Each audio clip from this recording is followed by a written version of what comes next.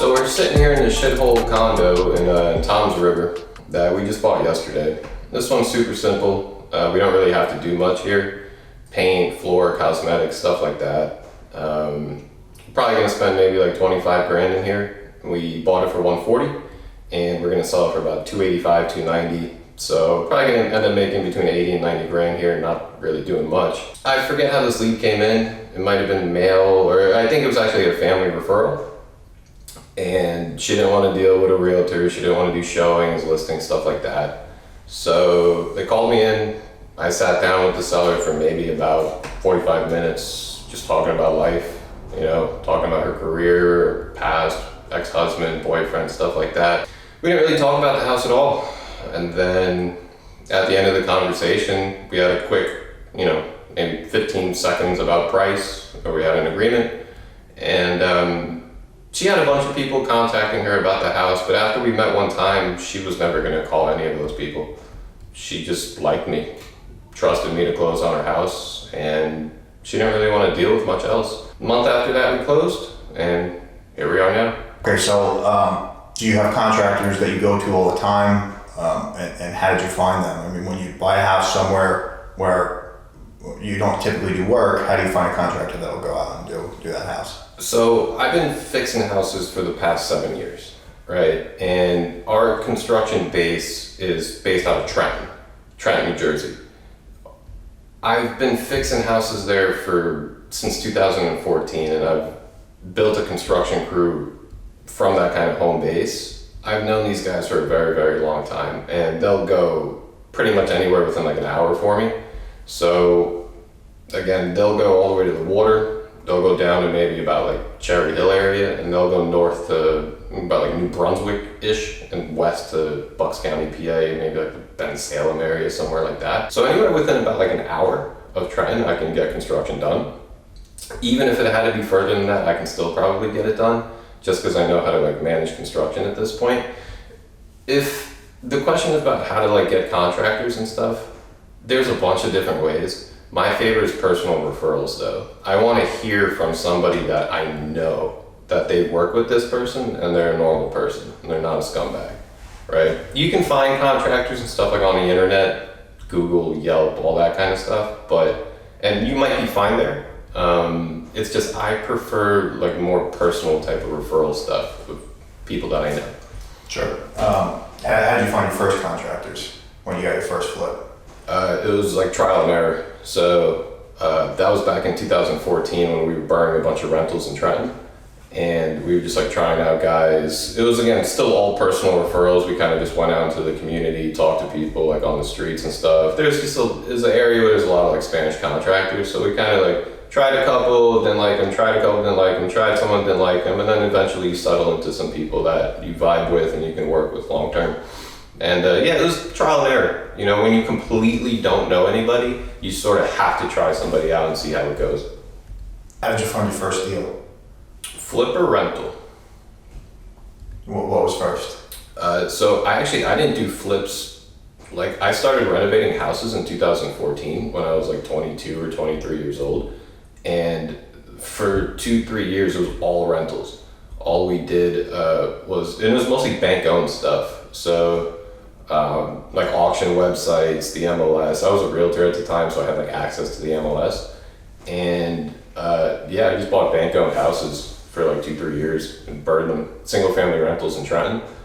And we just bought, renovated, refinanced, put in a tenant, bought, renovated, put in a tenant, refinanced, just repeated that process 20 times. So it was mostly rental renovations. That was my main background. But I think the first deal was probably a bank-owned property that we found off the MLS. Probably bought it for like $30,000-$40,000, maybe put in like $25,000, so you're all in like 65 grand. And then kind of maybe appraised for like 80, 90, something like that. So refinanced, pull all my money out, and then just did it again, and did that 20 times over. But like 90% of that was bank-owned stuff, so just straight from the MLS or auction websites. Okay. Yeah, how does interest rates play into that? Refinancing somebody over a long period of time? I think at that time, interest rates were like 4.5 to 5%, something like that, on LLC refis, and we would just refi them with like local community banks in the area. So yeah, I mean they were fine. It's still cash flowed. Anytime you're in the hood, you're gonna have a lot of cash flow, just because it's kind of like high risk, high reward. So yeah, I mean the interest rates were fine. We still were able to cash flow a good amount on it, and yeah. How long have you been have you been doing it? You said 2014, I think, was when I bought my first house, and I think was it 7 years ago? And I'm 30, so I was 23. That was my first one. Okay, and do you still buy in Trenton or split areas? Yeah, we still do buy in Trenton. I will literally buy anything within an hour of Trenton. Anything. In any Camden, Trenton, I don't care, I'll buy it anywhere. But yeah, we still buy there. Just not as rentals. Flips only right now.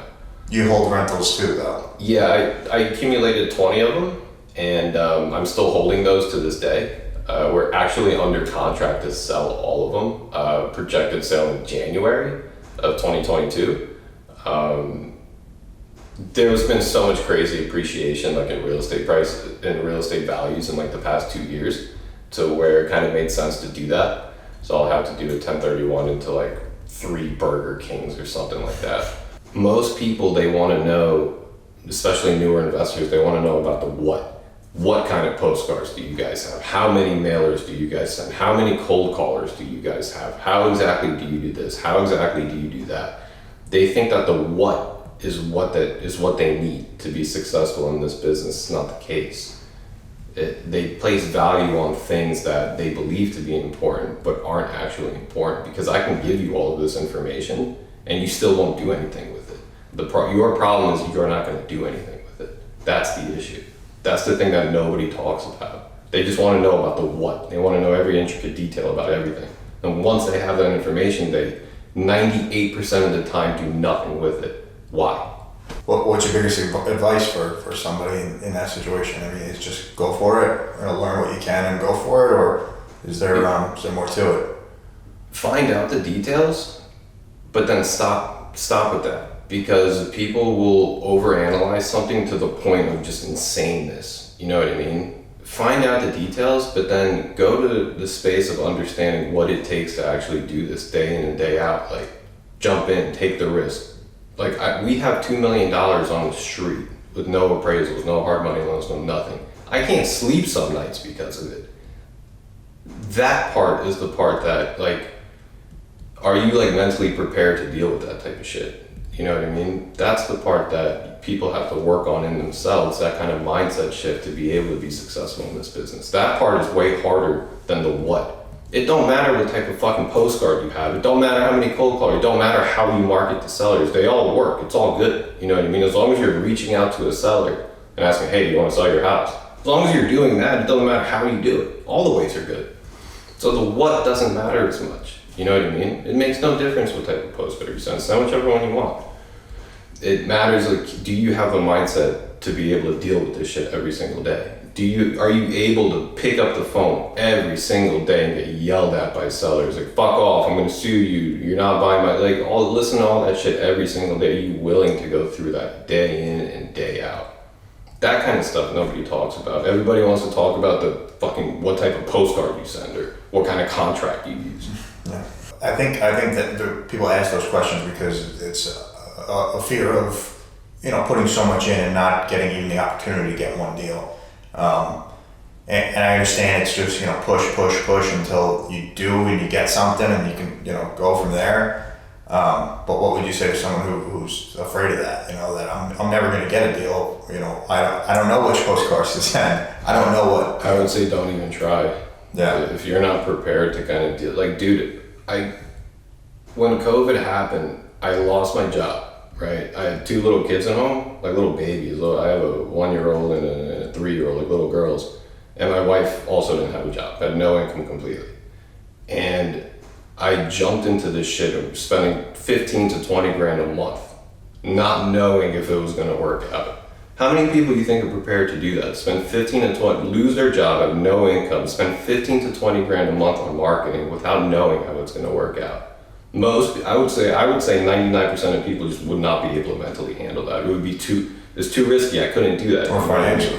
Yeah, or financially. I mean, there's ways to get the money. There's ways to use credit cards, 0% credit cards for 6 to 12 months to kind of carry you through that. There's ways to do that. So people think that it's a financial thing, but you're actually not looking hard enough for money. It's usually that. So But when it happens after 12 months and you don't get any money back, and guess you're going back to your job. yeah, well now you're in debt. You're 15,000 a month times 12 months in debt. You know, yeah, that's the kind of risk that you got to be willing to take. Yeah. Most people are not ready for that. Wow. It's the truth of the matter, you know. But I would rather seeing you take that kind of risk and live the kind of life you want, not have to have a job, not have to wake up at 4 a.m. and work 60 hours a week. I would rather take that risk than the risk of keeping your job for the rest of your fucking life. Do you know when you started, when you were in Trenton, you got your first one, do you know how much you were doing before then to get that property? I mean, it wasn't Yeah. off market. I mean, it was. Yeah, that property cost about $60,000 in total, and at that time I had $60,000. So I literally was like $500 in my bank account after buying that property, and then I refinanced, got my $60,000 back, and then spent $60,000 again on the next house, had $500 again, and then kind of did it again, did that again until the rent started coming in, and it was able to pay. Oh, so the ones that you were speaking about before are they were rentals. You would renovate them and then rent them. Yeah, I didn't do a flip since like the first one I ever did was probably like 2018, 2017, something like that. So Wow. I've been in real estate like 7 years, but I didn't do a flip for like the first 4 years. And I mean, return on investment flips are a much better way to go, right? Yeah, so I had a job and I was thinking, hey, if I buy this many rentals, I'll have enough passive income to not have to have a job anymore. That was like my initial thinking. And then I realized like, this shit is so slow. Like, you might positive cash flow $400 a month on a house or something like that. You're gonna need to build that up slowly over time. And then we made the decision, like, we want to make big fucking money. You know what I mean? We want to make 500 grand plus a year, and we want to do it quick. We want to do it now. So I was like, fuck these rentals. Let's flip houses, try to rip 100 grand a house and do that 15, 20 times a year. We just felt like doing that instead. 99% of the people that are watching this stuff are thinking from the same lens that you are. Not the lens that I'm thinking from. Sure. How do you identify a good deal when you see one? Sure. It's super easy to underwrite flips, like ridiculously easy. And we've done content about this before. Dude, there's like 4 numbers in flipping. There's the ARV, which is what you're selling it for. Then there's the reno, if any. Then there's the soft costs, which usually are like, for us, around like 30 grand a house. We deal with mostly like $300,000 ARVs. The soft costs are like 30 grand. How much per month for soft costs typically? Oh, so a month, like our recurring expenses every month are about 15 to 20 grand. And that's all marketing stuff. I'm talking about for one house, like, I guess it depends on... What are the soft costs, right? So realtor commissions, property taxes, interest on money, inspections, permits, everything that's not reno, which there's a bunch of like different little things. They usually add up, property taxes, they usually add up to like 30 grand per house on each deal. So say a flip takes you 6 months, right? In that 6 month span on that deal, you'll have about $30,000 in soft costs. What if it took you 12 months?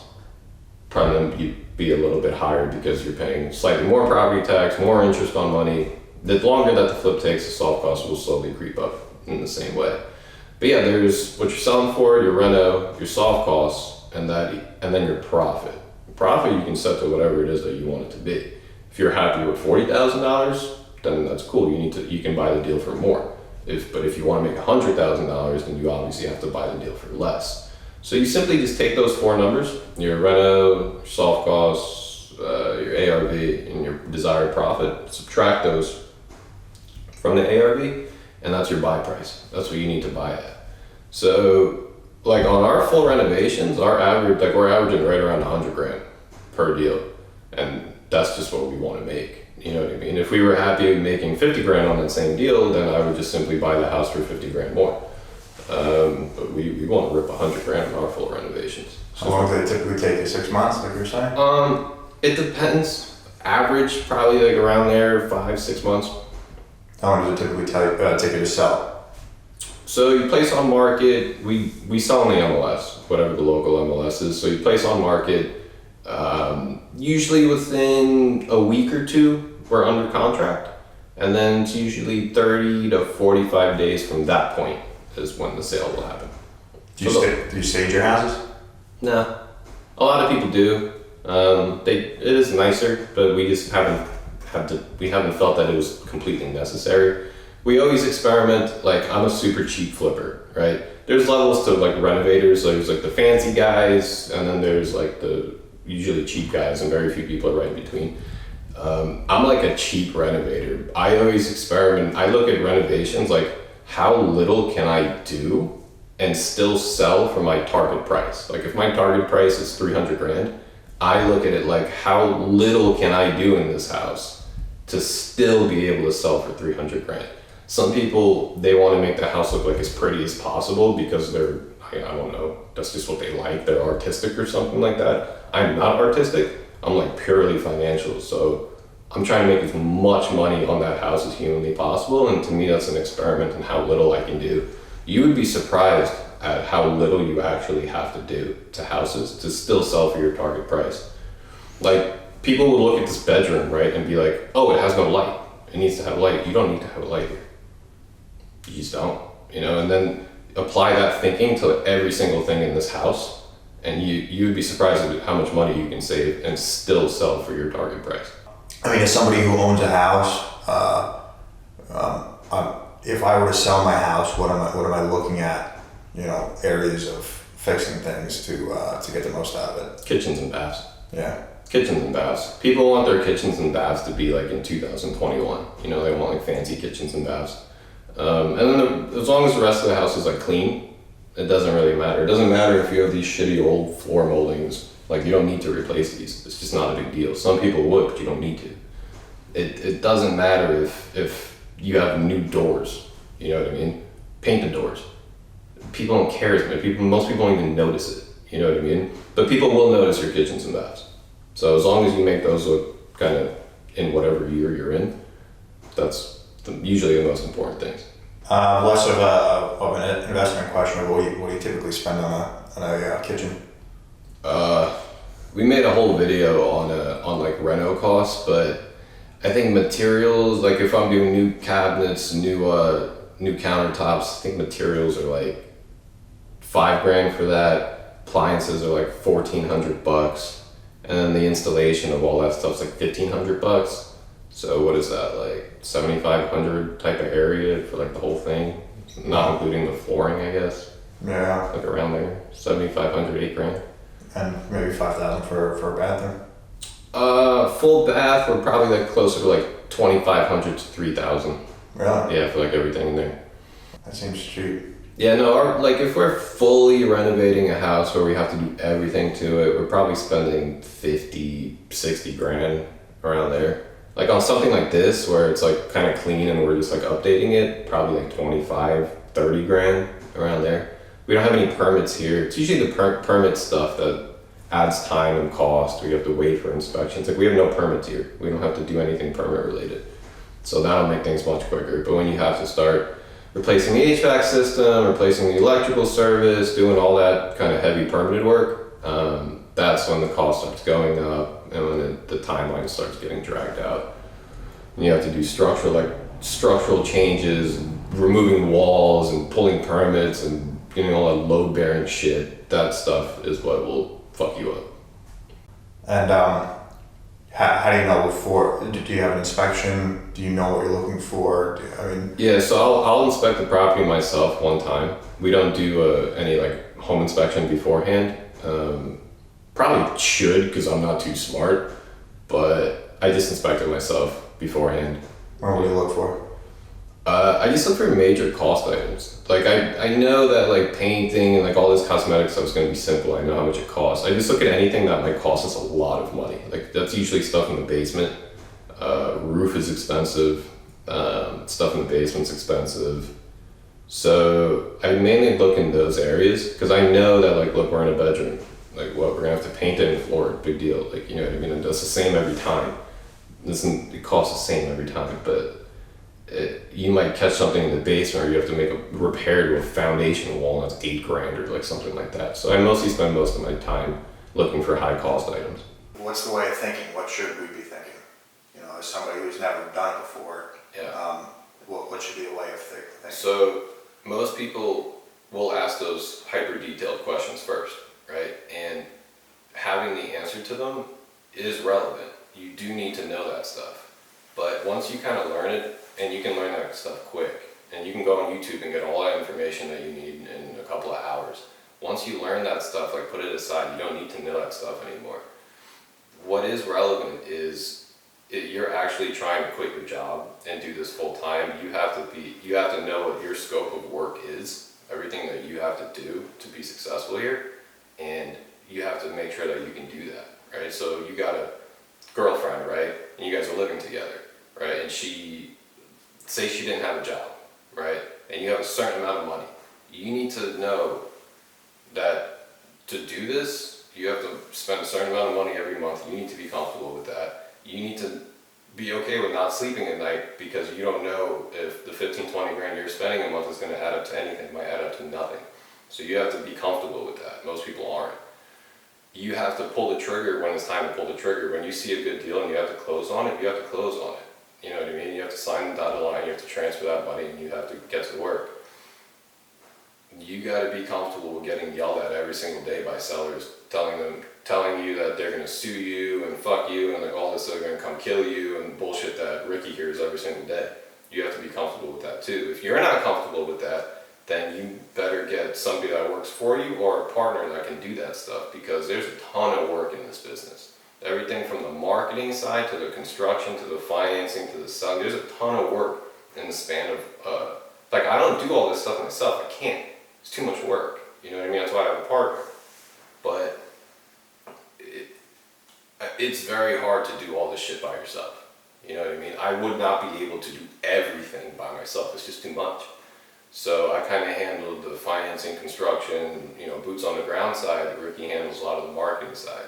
So you also need to decide if you're trying to do this, are you trying to do this by yourself, or are you going to bring in a partner? Because if you are trying to do this by yourself, you have to figure out how the hell you're going to do all that work, you know?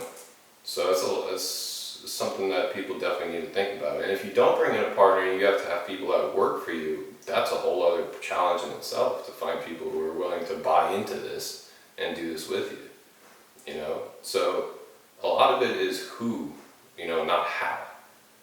You'll learn the how, like all that fucking postcard shit, whatever the hell people ask about, but 95% of the stuff is the who. You know, it's who you have to become, who you have to be, who you have to work with in order to actually do this. What's the biggest thing you learned when you got started? I mean, what was the biggest mistake you made and you learned to correct? I mean, you said you spent $15,000 a month. Every month. Yeah. Were you able to lower that somehow? There's no way. I'm actually trying to increase that. In the beginning, I was very scared about spending 15 grand a month and what if nothing comes from it, right? Now I'm scared about what happens if I don't spend 15 grand a month. That's my biggest fear right now. You know, it used to kind of be like this crab mentality where like you're just really scared of everything. You're scared of just losing money, like, you know what I mean? Now I'm scared of what happens if we don't spend the money. Then I have to get a job. Yeah, exactly.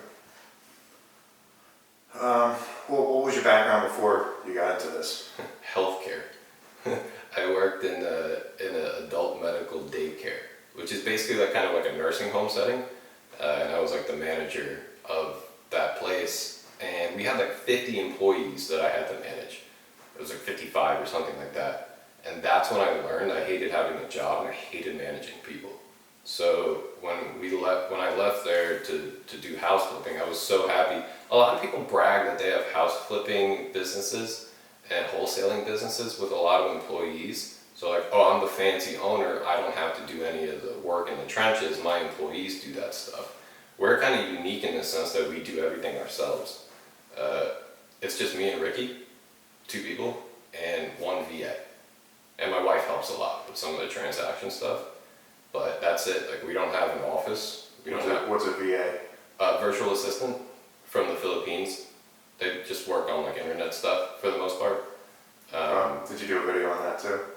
No, we didn't. Yeah, I'm curious what like. Yeah, they do like list creation and like list pulling, like just like kind of annoying, intricate internet work that still needs to be done, but that just like we don't have the time to do. But yeah, it's just me and Ricky, the VA, and my wife for the most part, and we don't have an office, we don't have staff. It's just us. We do all the work ourselves. Part of it was because me and Ricky both came from backgrounds where we had to oversee staff and manage them, and we hated that. We hated managing people because when you're a motivated person and you have to manage unmotivated people, it's the most frustrating experience because you're just like, why don't they all act like me? You know what I mean? And they just won't ever. So we were so happy to get out of that. So we actually are happy to do the work ourselves, whereas most people in our position are trying to get out of the work. I'm happy to be in the work. Because if I have to get out of the work, that means that I have to manage people to do the work, and I do not like managing people. But that's just me. I mean, I think the fear that everybody has is, or not the fear, but people want to know what the day-to-day is. You know, how do you start? How do you go from finding a job to finishing the job? And is it as glorious as everybody thinks it is? No, I mean, the only thing that's glorious about like my life is the fact that I don't have to have a job. I don't have to get told what to do. Like, yeah, making big money on like house flips is cool, but like to me that's not the priority thing. The priority thing is my wife doesn't have to go get a job, right, ever. To me that's super important. She really wants to be a mom, right? I have 2 little girls. She likes to be home with them. So to me, I would rather live like a poor lifestyle and have her not have to get a job and live the lifestyle that she wants with her kids. To me, that's way more luxurious than if I got a Mercedes or if I got a BMW or if I got $1 million house in the suburbs, right? All things that I do not have. I could go out and get those things with the amount of money that we're making now, but I choose to not because I focus on first giving her the kind of lifestyle that she wants. You know, she doesn't have to wake up at 4 a.m. She doesn't need to go to work. She doesn't need to drop her kids off at daycare. She doesn't need to get a babysitter. To me, having her be able to kind of do those things is more important than a glorious flipper lifestyle. Like, the only thing that's cool, like, I get up when I want to get up. I go to sleep when I want to go to sleep. I work when I want to work, right? That, to me, that kind of like freedom of lifestyle is way more attractive than a Mercedes or a $1 million house. Fucking million's not even that much nowadays, or like a $1.5 million house in the suburbs. That's the attractive part about this. So, yeah, most people think it's about making big $100,000 rips and buying Rolexes and all that kind of stuff. Well, that stuff's fun, but that's not the main attraction, not for me. So freedom. Yeah. How many hours do you think you work in a week? You know, everything. Dude, it's kind of hard because like I'm in my brain. I might physically not be working, but in my brain I'm always working. When everybody else is watching football or when everybody else is enjoying themselves or doing leisurely activities and doing that kind of stuff, like I can't relax in my mind. I might be sitting in a room filled with people watching football or talking about some bullshit or whatever the hell Americans kind of spend their time, you know, bullshit, whatever doing. I would be sitting in that room and my brain is working. You know what I mean? Like I can't hear the conversation that everybody else is having because I'm thinking about something that we could be doing. You know what I mean? So to answer the question, how many hours do I work physically? Maybe like 3-4 hours a day, like actually on the computer or at houses. But mentally, 24/7. I can't sleep most nights because I'm working in my head. Worse than your day job. I mean, when you have a day job. Yeah, when you have a day job, like you clock in and you clock out. You know what I mean? And then when you're clocked out, you're free to do whatever you're interested in, your hobbies. Some people, watch American sports or play golf or stuff like that. I'm jealous. I kind of wish I could enjoy things like that. I'm not able to. I just can't. So I get jealous sometimes of W-2 jobs. People always want to get out of them, and I'm happy I don't have one, but there's parts of them that I'm super jealous of. I wish I could just clock out and do relaxing things. But in order to kind of get the freedom of not having a W-2 job, you have to sacrifice certain things that I can never go back to. That's what it is. Yeah, probably depressing. Well, No, I mean, you're saying the truth, and I think that's important because, like I was saying, the glorious, I just keep using that word, but, from the outside it seems that way, but there's a lot more to the story than just, big paychecks and, flipping houses and success. It's, even if you get over that, first step of getting into it, and there's a lot more to it. It still is a job and a responsibility, and, that's your livelihood, so. Most people that I know, that I grew up with, and friends that I know that are kind of my age, they would not do this. They just would not. They're not that much into it. They would rather, have their free time and be able to play golf and be able to play sports and hang out with their friends and have a bunch of friends. I can't even have friends, dude. Like, people think I'm crazy. They're like, what is wrong with you? Like, just relax, like, be a normal person. I can't. I literally can't. Like, I've lost pretty much like every single friend that I've ever had because I have to be this way. So, do you think hiring people, like you were saying before, you don't like to manage, but you think hiring people to do some of the things for you, would help you to get back? No. Because you'd just be worried about managing. I would then just be thinking about, what this person's fucking up, what they have to be doing. Well, if you hire somebody good, who's as good as you are, Yeah. There's also a problem with, I have a problem letting go of the vine. That's just my own problem. You know what I mean? You like to be in control. I like to be in control, and I sort of have become addicted to it as well. So I don't think hiring somebody would help somebody with my personality, no. But yeah, man, most people they wouldn't even want to do this. They just have personality types where they just want to enjoy being a normal person. And they wouldn't even find this attractive. So. What do you think makes house flipping so attractive to people? I think it's mostly the freedom of it. Being able to, people always look at the flash of it. Look at these big rips that you're making. But to me, it's the freedom of it. To be able to work when you want, not have a job, not being told what to do. I always hated having a boss, having authority, or an authority figure above me. I hated that.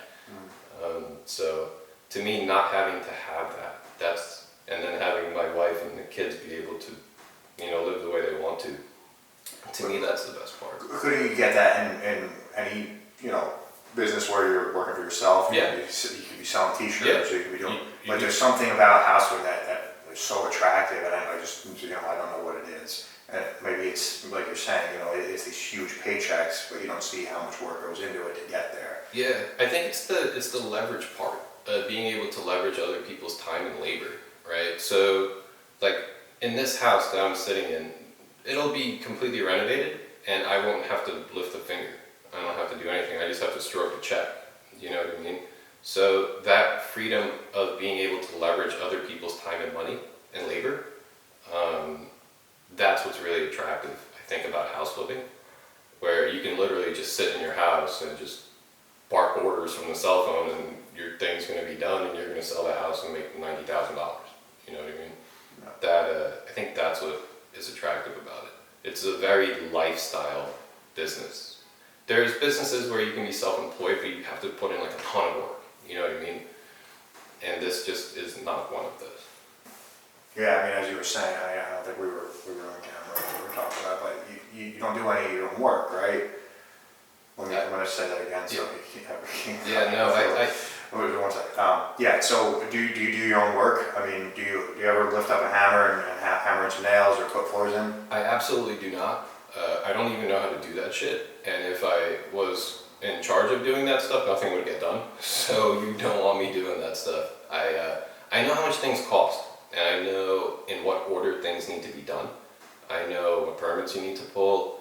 I kind of know the process, but the actual laying the floor and painting the wall, I have no idea how to do that stuff. You're not handy, No, not at all. but you can tell if somebody's doing something wrong. I can tell if it's taking too long and if it costs too much. Good side. Yeah.